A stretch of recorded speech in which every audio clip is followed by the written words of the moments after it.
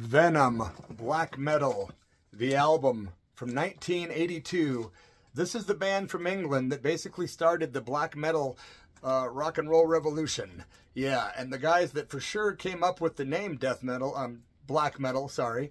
But there's a lot of argument in the metal circles about who came up with what. But Venom is for sure, undisputedly, some of the kings of the darkest of the dark metal genres. And I was lucky enough to catch these guys in Chicago the first time they ever played the United States of America.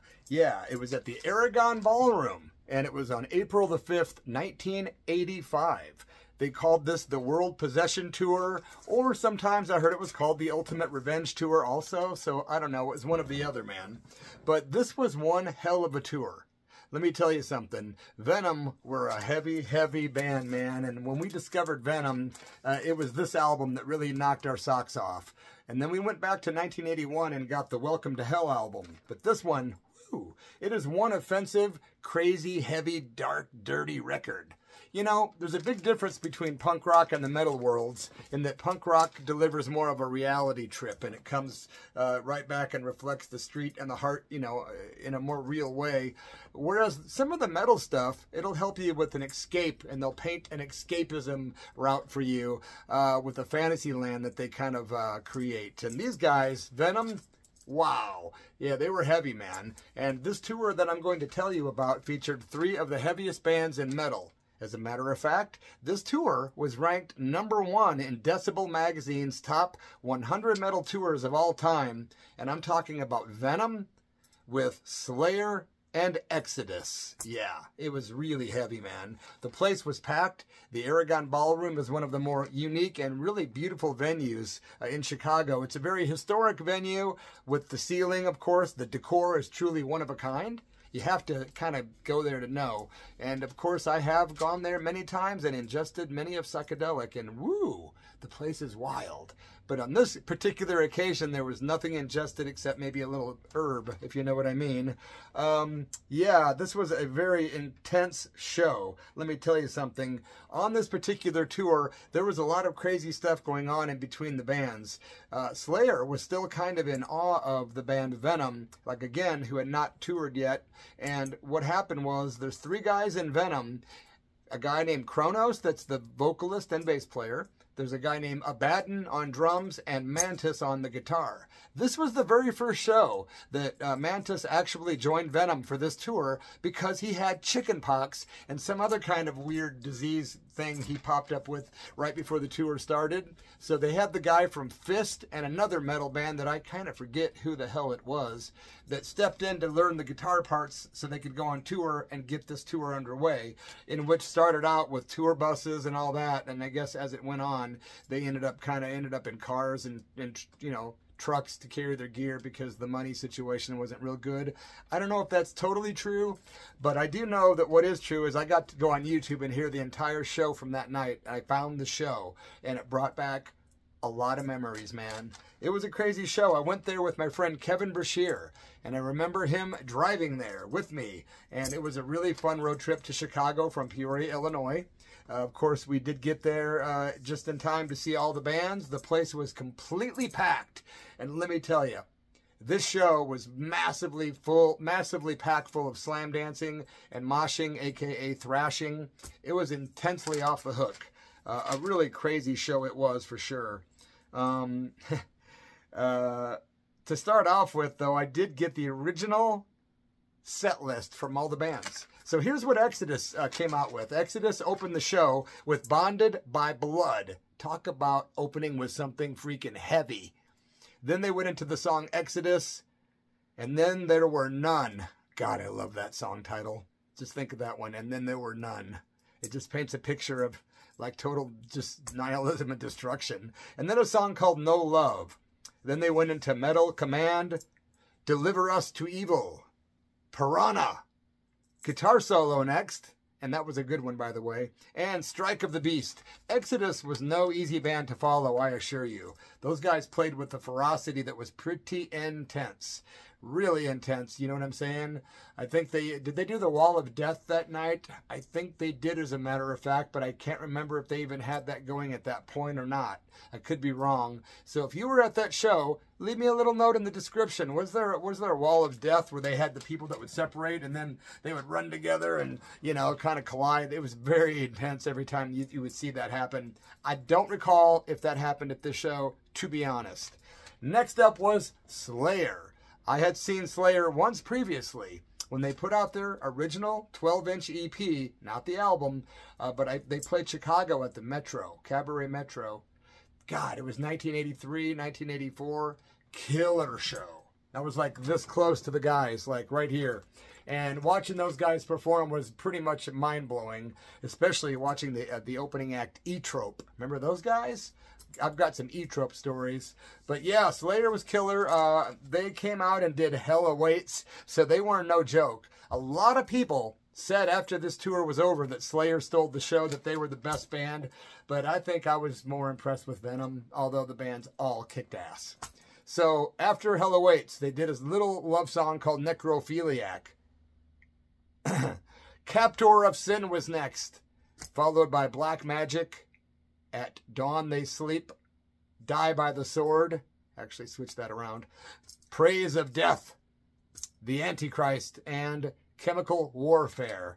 Let me tell you, the crowd was brutal at this point. Everyone was really getting into Slayer as if they were the headlining act, and Venom was yet to come, and boy were they yet to come. What happened was the lights went down and all this like eerie kind of vibe started, and it was like, oh man, what are they going to do?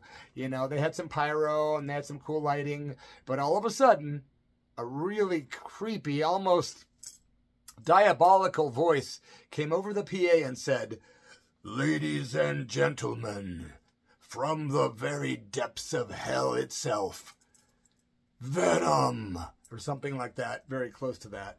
And it was awesome. Here they came, the original Venom. And they came out with Too Loud for the Crowd. Great song, man. Right into black metal. The title track of this bad boy. One of my favorite metal albums of all time, if you want to be honest. It's great.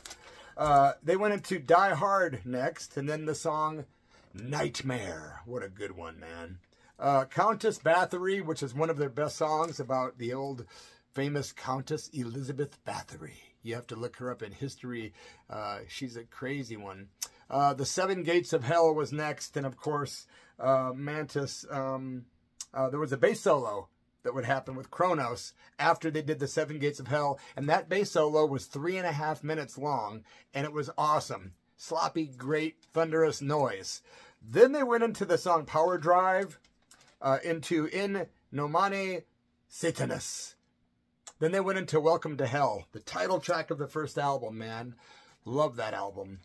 Buried Alive was next, which let me tell you something. That is one of the creepiest songs ever written. It is literally about a man being buried alive, and you hear his thoughts as the lyrics, and it describes him being lowered down in the ground, and people putting the dirt on his casket, saying the whole ashes to ashes, dust to dust thing, and then you can hear all that happening. He's clawing away at the top of the casket, trying to get out, and no one hears him that he's alive in his casket. It is intense. If you don't think it's intense, look it up, man. Venom, Buried Alive. They also went into Don't Burn the Witch, which reminded me of Scotland.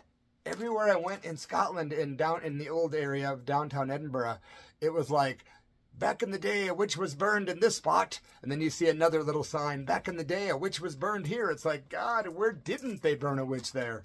You know?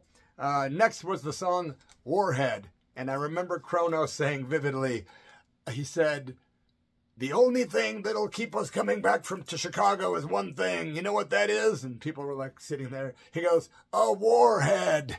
Like, well, I think you're right, bro. Then they went into a song called Poison. And then, of course, the romantic little ballad called Leave Me in Hell. Yep. No stripy socks and milk here, boys and girls. This is Venom. Also, they went into Bloodlust after that. And they did an encore with a little song called Schizo, followed by the same song they opened with, Too Loud for the Crowd. So they started exactly how they ended with a song called Too Loud for the Crowd. I gotta tell you, there was another weird thing that happened on this Venom Slayer tour. While they were on the tour, they had a bus, and Slayer guys were partying at the back of the bus after one of the gigs, apparently, supposedly very, very drunk. And Kronos was hanging out of Venom. Tom Araya, one of the two. Please don't crucify me if I pronounced it wrong, for Christ's sake. But Tom comes back, sees Kronos and the boys there, and he says, I've got to pee, got to go to the bathroom. Where's the bathroom in this damn place? Well, Kronos jokingly says something to the effect of, right here, the bathroom's in my mouth, ha ha ha. Well, Tom was so out of it on alcohol that he whipped it out, and apparently, according to lore, peed in the hair of all over Kronos. Kronos probably freaked, and he jumped up, punched him in the face, and Tom finished the tour with a black eye. That's a fact. There are different legends around this story, but after some deep dive, rabbit hole dives, I think I've uncovered the truth. Is there such a thing as truth? I don't know. But I got to tell you something else that really wild that happened during this concert at Venom. My friend Kevin Brashear and I were standing there, and about 3 or 4 songs in, it was getting real crazy. Kronos was taking a chug of his can of beer, and he flips it into the crowd, throws it into the crowd. It goes whipping into the audience, and guess where it lands? Right here on my friend Kevin, who's right to the left of me, maybe, or is he to the right of me? The hell if I remember. But I do remember this. I looked over and he had the can stuck like this, that he caught it like that, and he goes, whoa! And he took a drink, gives it to me, I finish it off. There was like that much beer. Of course, 17, 18 years old, we were like, yeah, we just drank a beer with Kronos, man. That really happened. That was one moment that I had to get in there.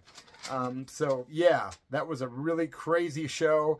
The Ultimate Revenge Tour, or was it the World Possession Tour? I think it was the World Possession Tour for Venom, but when they got together with all these guys as the Ultimate Revenge of Disco Tour, I think something like that. Anyway, thanks for watching. Please subscribe to my channel. Please give this video a like. Could you maybe leave a comment? And if you want to be cool, man, share it somewhere. And remember, Venom, lay down your souls to the gods rock and roll. I'll be back with another story soon, my friends. I've got a notebook, literally a notebook full of stories with maybe 1,000 or more. So I've got to decide, which ones, man? Rock on.